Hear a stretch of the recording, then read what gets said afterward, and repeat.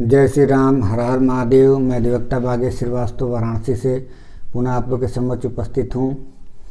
और आज का विषय है उत्तर प्रदेश लोकल लॉ से संबंधित UP urban planning and development act 1973। हम लोग इसमें अध्याय 8 का चर्चा कर रहे थे। इसके पूर्व भी मैंने कई वीडियो बना दिया है, उसमें आप लोग देखिएगा उसको। और अध्याय 8 में दंड से संबंधित व्यवस्थाएं दी गई हैं। साथ में विकास प्राधिकरण द्वारा कोई प्रभार लगाया जा रहा है या उपकर लगाया जा रहा है तो उसका भी उपबंध इसी अध्याय में दिया गया है। क्योंकि दंड से संबंधित लगभग वीडियो मेरे संपूर्ण हो चुके हैं, एक वीडियो इसमें आज मैं बनाने जा रहा हूं, उसके बाद समाप्त हो जाएगा। इसके बाद से प्रभार और उपकर से संबंधित रह जाएगा, उसको आप लोग जरूर देखिएगा। आज हम चर्चा करेंगे धारा 30 के बारे में, धारा 31 के बारे में और धारा 32 के बारे में। कि अभी तक हम लोगों ने देखा कि व्यक्तियों द्वारा कोई अपराध किया जा रहा है तो उसमें कौन जिम्मेदार होगा और उसके खिलाफ क्या क्या कार्रवाई की जा सकती है। तो यहाँ पर थोड़ा सा अंतर ये है धारा 30 में कि किसी कंपनी द्वारा यदि अपराध किया जा रहा है तो कंपनी के जो भार साधक होंगे वो जिम्मेदार होंगे। और दूसरा ये बात कह रहा है कि यदि कोई उसका निदेशक होगा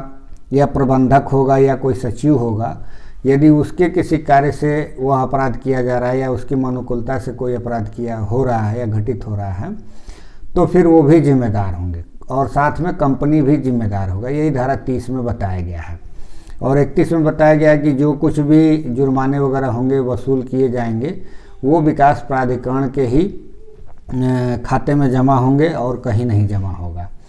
और इसका अगर कोई अपराध है तो उसका यदि कोई प्रशमन करना चाहता है तो उसके लिए धारा 32 में व्यवस्था दी गई है कि कैसे उसका प्रशमन होगा।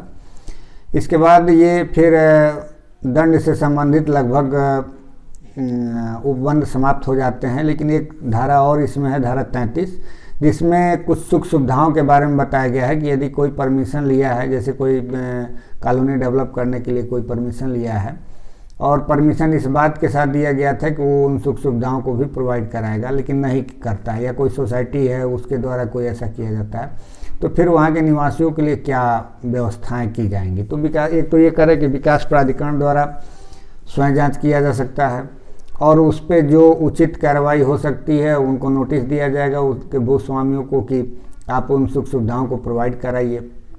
दूसरा उपाय ये बता रहा है कि यदि ऐसा कुछ नहीं है तो वहाँ के जो निवासी हैं उसमें लगभग आधे से अधिक जो निवासी वहाँ के हैं भूधारी हैं वो विकास प्राधिकरण को लिखित में इस बात का सूचना दे सकते हैं, आग्रह कर सकते हैं एप्लीकेशन के माध्यम से कि कृपया विकास प्राधिकरण द्वारा ही इस सुख सुविधाओं का व्यवस्था किया जाए। और फिर उसके बाद विकास प्राधिकरण जैसा भी होगा उन सुख सुविधाओं को प्रोवाइड कराएगा और उसका जो भी खर्च होगा उसको उन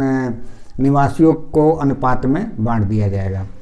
तीसरी कंडीशन भी आती है कि जैसे कोई सोसाइटी हुआ, कोई कंपनी हुआ, कोई यदि डेवलप कर रहा है, डेवलप करता है, विकास करता है तो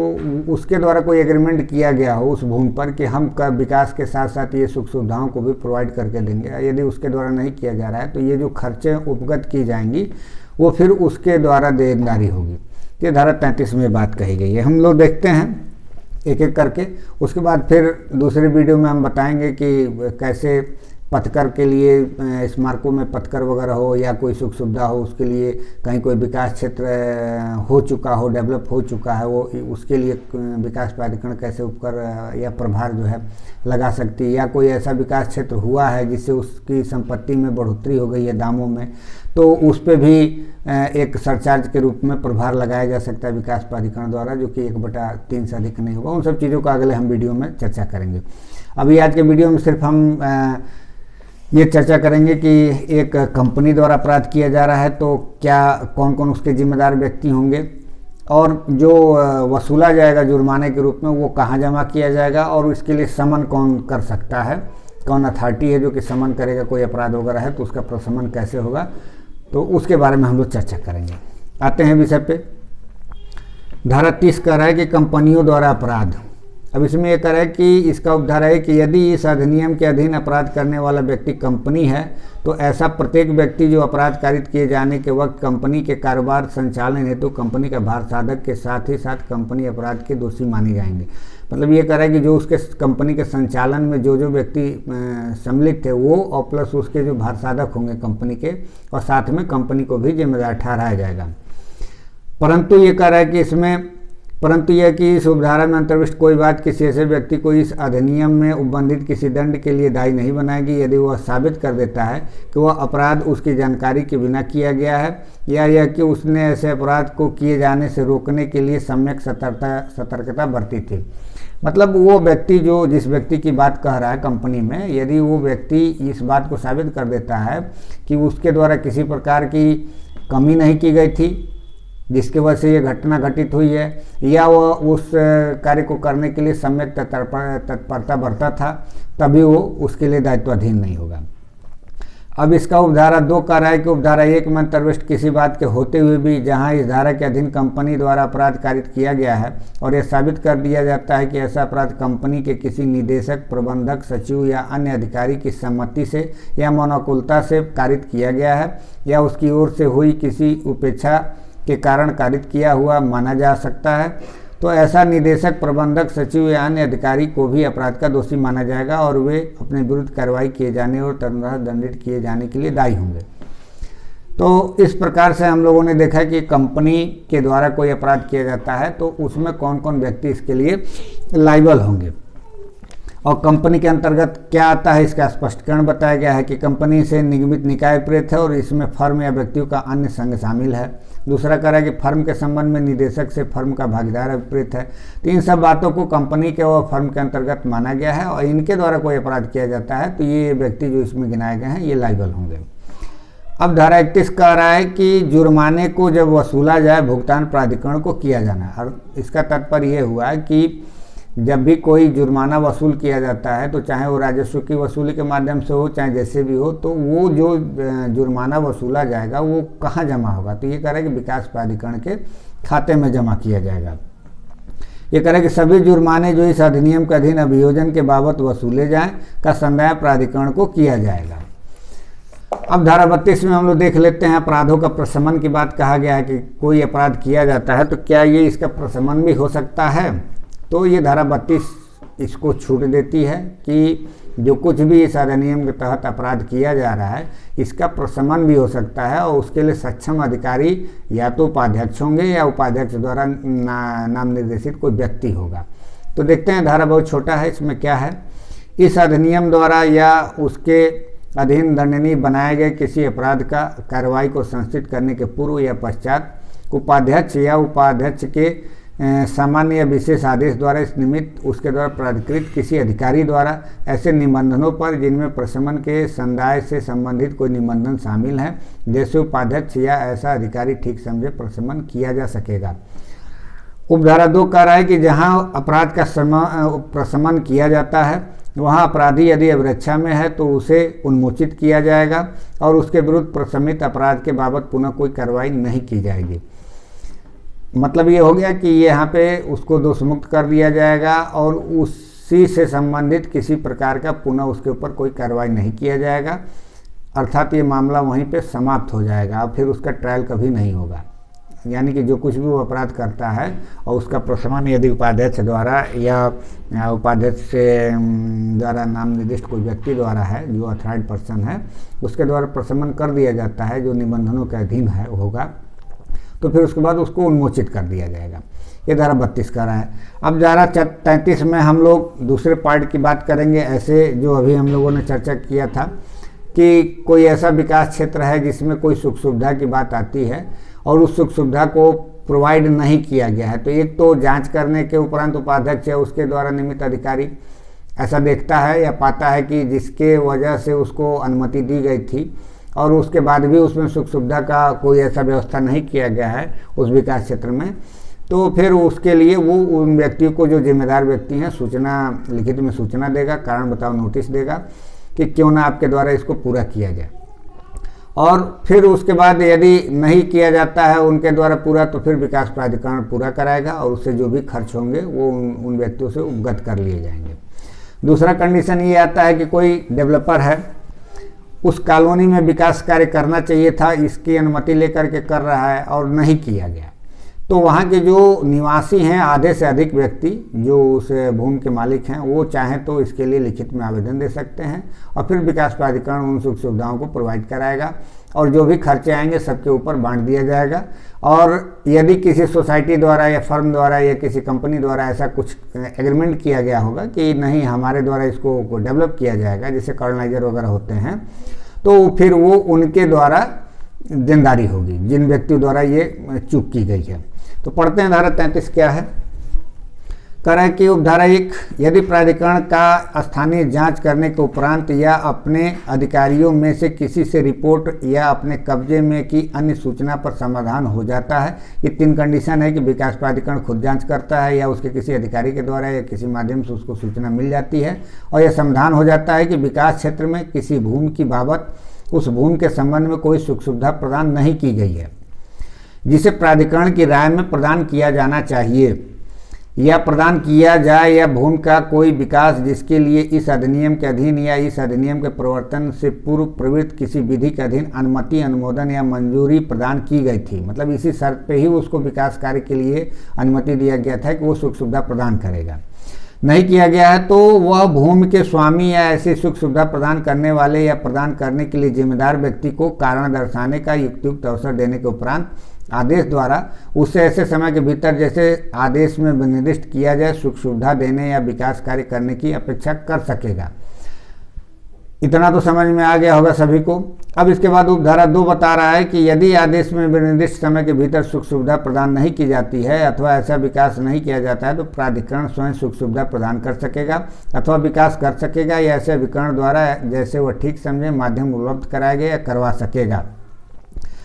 परंतु यह कि इस उपधारा के अधीन कोई कार्रवाई करने से पूर्व प्राधिकरण भूमि के स्वामी या सुख सुविधा प्रदान करने वाले या प्रदान करने के लिए जिम्मेदार व्यक्ति को यह कारण दर्शाने के लिए कि युक्त अवसर देगा कि ऐसी कार्रवाई क्यों न की जाए। अर्थात पहले तो उनको नोटिस दिया गया है उपधारा 1 के तहत कि आप बताएं क्यों नहीं आपके द्वारा इसको किया गया, और यदि उनके द्वारा नहीं किया जा रहा है तो फिर विकास प्राधिकरण ये कहेगा कि मैं इसको पूरा करवा दे रहा हूँ, और फिर उसके लिए कारण बताओ नोटिस देगा कि अब हम पूरा करवाने जा रहे हैं, जो भी खर्च होगा वो आपको देना पड़ेगा। अब उपधारा 3 कह रहा है कि प्राधिकरण या सुख सुविधा प्रदान करने या विकास करने में उसके द्वारा नियोजित अभिकरण द्वारा उपगत समस्त खर्च की वसूली ब्याज सहित ऐसी दर पर की जाएगी जैसे राज्य सरकार आदेश द्वारा उस तिथि को नियत करे जब खर्च के लिए मांग की जाती है। जब तक प्राधिकरण स्वामी से या सुख सुविधा प्रदान करने वाले या प्रदान करने के लिए उत्तरदायी व्यक्ति से भू राजस्व के बकाये के रूप में वसूल नहीं कर लिया जाता है और ऐसे खर्च की वसूली हेतु सिविल न्यायालय में कोई वाद दाखिल नहीं किया जाएगा। अर्थात ये हुआ कि जो कुछ भी विकास प्राधिकरण द्वारा उस एरिया में विकास क्षेत्र में जिसके लिए वो जो जिम्मेदार व्यक्ति थे नहीं किया जा रहा है तो वो खुद का विकास करेगा और इसके बाद को सूचना दिया जाएगा और जो भी उसमें खर्च आएंगे उसको ब्याज सहित वसूल किया जाएगा उस व्यक्ति से। दूसरी कंडीशन ये अभी जो हमने पूर्व में चर्चा किया था कि यदि कोई ऐसा डेवलपर है उस एरिया को बिना विकास किए ही छोड़ के चला गया है या उसका कहीं अता पता नहीं है तो फिर वो विकास प्राधिकरण को वहाँ के जो निवासी हैं आधे से अधिक निवासी इस बात का आवेदन करेंगे कि आपके द्वारा इसको विकास किया जाए और जो भी उसमें जिम्मेदार व्यक्ति होगा उससे ये वसूली किया जाएगा। धारा 33 का उपधारा 4 पूर्वगामी उपधाराओं में किसी बात के होते हुए भी जहां प्राधिकरण को विकास क्षेत्र में किसी भूमि के स्वामियों से इतनों के द्वारा जो उस भूमि के क्षेत्र से आधे से अन्यून का प्रतिनिधित्व करते हैं लिखित प्रत्यावेदन पर यह समाधान हो जाता है कि ऐसी भूमि की बाबत कोई सुख सुविधा प्रदान नहीं की गई है जो प्राधिकरण की राय में प्रदान की जानी चाहिए या प्रदान की जाए या यह कि उस भूमि का कोई विकास जिसके लिए इस अधिनियम के अधीन इस अधिनियम के प्रारंभ के पूर्व प्रवृत्त किसी विधि के अधीन अनुमति अनुमोदन या मंजूरी प्राप्त की गई थी नहीं किया गया है वहाँ वह स्वयं सुख सुविधा प्रदान कर सकेगा या विकास कर सकेगा अथवा ऐसे अभिकरण के द्वारा जिसे वह उचित समझे प्रदान करा सकेगा या विकास करा सकेगा और उक्त भूमि के सभी स्वामियों से उपकर उद्गृहित करके व्यय को वसूल कर सकेगा। अर्थात इनके द्वारा यदि आधे से अधिक व्यक्तियों द्वारा जो कुछ भी आवेदन किया जाता है और उसके बाद यदि विकास प्राधिकरण द्वारा कोई विकास कार्य किया जाता है सुख सुविधा से संबंधित, तो उस एरिया में जो भी उपकर होगा उस उपकर को उस जो भूस्वामी है उनसे वसूला जाएगा। अब उपकर भी ये आगे का विषय है, चर्चा करेंगे कि ये विकास प्राधिकरण को ये अधिकार होता है कि अपने एरिया में सरचार्ज लगाए, उपकर निर्धारित करे, पथकर निर्धारित करे, इन सब चीज़ों का वो कर सकता है। इसमें बस इतना देखना है इस धारे में कि यदि कोई डेवलपर है और उसके द्वारा नहीं किया जा रहा है तब क्या रेमेडी है। और ये बीच में जो धारा 4 हम लोगों ने पढ़ा कि यदि कोई नहीं है, गायब हो चुका है, तब की स्थिति में जब कोई कहता है उस एरिया का आधे से अधिक निवासी जाके आवेदन देते हैं, तब की प्रक्रिया की बात करता है। इसमें प्रोविजो भी ये बात दे दिया है कि परंतु यह कि यदि उक्त प्रत्यावेदन करने वाले स्वामी यह तर्क देते हैं कि बस्ती निर्माणकर्ता या सहकारी गृह निर्माण सोसाइटी द्वारा जिसके माध्यम से या जिससे उनके द्वारा भूमि अर्जित की गई थी सुख सुविधा प्रदान किए जाने का करार किया गया है अथवा विकास कराए जाने का करार किया गया है, तो वे प्राधिकरण के समक्ष ऐसे करार या अंतरण विलेख अथवा ऐसे करार को समाविष्ट करते हुए समिति की उपविधि की प्रति दाखिल करेंगे और प्राधिकरण द्वारा इस उपधारा के अधीन कोई कार्रवाई तब तक नहीं की जाएगी जब तक यथास्थिति बस्ती निर्माणकर्ता अथवा सोसाइटी को यह कारण दर्शाने की सूचना नहीं दी गई हो कि ऐसी कार्रवाई क्यों न की जाए। अभी हमने बताया कि यदि कोई सोसाइटी द्वारा या किसी डेवलपर द्वारा या कॉलोनाइजर द्वारा किसी कॉलोनी को बसाया जा रहा है तो सारी लायबिलिटी उन्हीं की होगी और ये उस एरिया के निवासियों के ऊपर ये उपकर नहीं होगा। और इस बात का कोई ऐसा एग्रीमेंट है तो सबसे पहले उनको सूचना दी जाएगी कि भैया आप इसको कराओ, नहीं तो फिर हम कराएंगे, यानी कि अर्थात विकास प्राधिकरण कराएगा तो सारे खर्चे आपके ऊपर जाएंगे। आगे वो बात कही गई है उपधारा 4A में कि जहां प्राधिकरण अपने द्वारा विकसित क्षेत्र में कोई सुख सुविधा प्रदान करता है वहां प्राधिकरण रख रखाव करने का उत्तरदायी धारा 34 को यथाबंधित रूप में स्थानीय प्राधिकरण द्वारा ग्रहण किए जाने तक विहित रीति से भूमि या भवन के स्वामी से ऐसी सुख सुविधा प्रदान किए करने को बनाए रखने या जारी रखने के लिए उपगत व्यय को ध्यान में रखते हुए उसके लिए ऐसे प्रभार जैसे अधिसूचित आदेश द्वारा राज्य सरकार नियत करे वसूल करने का हकदार होगा। और उसके बाद उपधारा 5 में करा कि उपधारा 4 में निर्दिष्ट उपकर कार्य पूर्ण होने की तिथि से भुगतान तक ऐसी दर पर जैसे राज्य सरकार आदेश द्वारा नियत करे ब्याज सहित सुख सुविधाएं प्रदान करने या विकास कार्य करने में प्राधिकरण या उसके द्वारा नियोजित अभिकरण द्वारा उपगत खर्च के समान होगा और अभिधारित किया जाएगा तथा सभी स्वामियों पर उसके स्वामित्वाधीन भूमि के तत्संबंधित क्षेत्र के अनुपात में उद्धृत किया जाएगा। मतलब जैसा जिसका ज़मीन होगा उसके अनुपात में वसूलनी होगा। एज ए टैक्स बताया जाता है ना, असेसमेंट होता है कि भाई किसी का 1 बिस्सा ज़मीन है, मकान है, किसी का 2 बिस्से में है, किसी का 3 बिस्से में है, किसी का बहुत बड़ा लान है, तो जैसा सिचुएशन होगा उसके हिसाब से उसका कर अधिरोपित किया जाएगा और इसका भू राजस्व के वसूली के तहत होगा।